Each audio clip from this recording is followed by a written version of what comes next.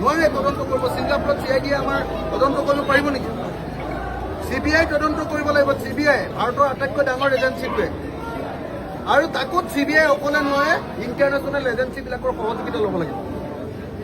সেইটো যদি নকৰে তেতিয়াহ'লে হিমন্ত বিশ্ব শৰ্মাই কথাটো লুকুৱাবলৈ চাইছে বুলি আমি ধৰিম।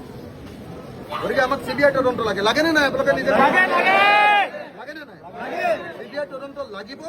আৰু মোৰ মতে জুবিন দাক ক্ৰিমেটেড কৰিব নালাগে, ক্ৰিমেশ্যন তেওঁক কৰিব নালাগে, তেওঁক জ্বলাই দিব নালাগে, তেওঁৰ বডিটো সংৰক্ষণ কৰিব লাগে, যাতে আমাৰ নতুন প্ৰজন্মৰ মানুহে চাব পাৰে তেওঁৰ চিন্তাটোৰ কথা।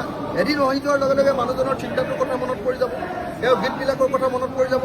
নহ'লে কাইলৈ জুবিন দা ঢুকালে, জ্বলাই দিলে, তাৰপিছত আৰু মানুহ পাহৰি যাব, মানুহে নিজৰ কামত গুচি যাব। যদি সদায় তেওঁৰ বডিটো আমি সংৰক্ষণ কৰিব পাৰোঁ তেতিয়াহ'লে জুবিন দাক আমি গোটেই জাতিয়ে সদায় মনত ৰাখিব পাৰিম। গতিকে মই জুবিন দাৰ বডিটো সংৰক্ষণ কৰাৰ পক্ষত আছোঁ। মই